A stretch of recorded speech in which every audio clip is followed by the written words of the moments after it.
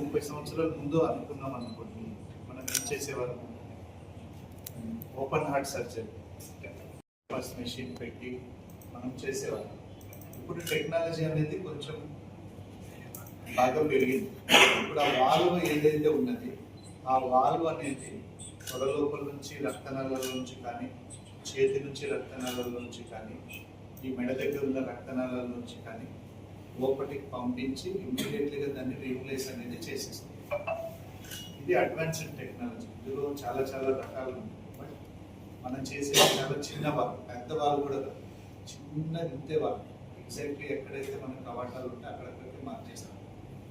ఇది మనము సెకండ్ ఇది అదే. సో ఇంతకు ముందు చేసిన టెక్నిక్ ఇదండి. మనం ఓపెన్ హార్ట్ టెక్నిక్ అంటాం.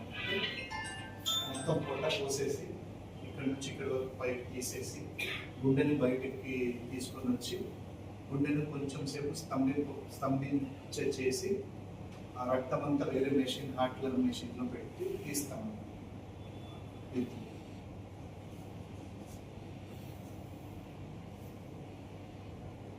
ఇవన్నీ పోస్తారు. అంటే ఇది ఓపెన్ హార్ట్ సర్జరీ వచ్చేసి.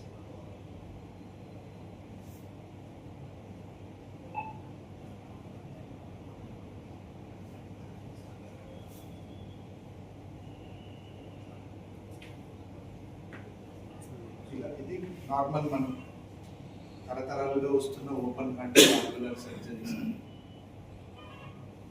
సో అది గుండెని మనం ఓపెన్ చేస్తాము.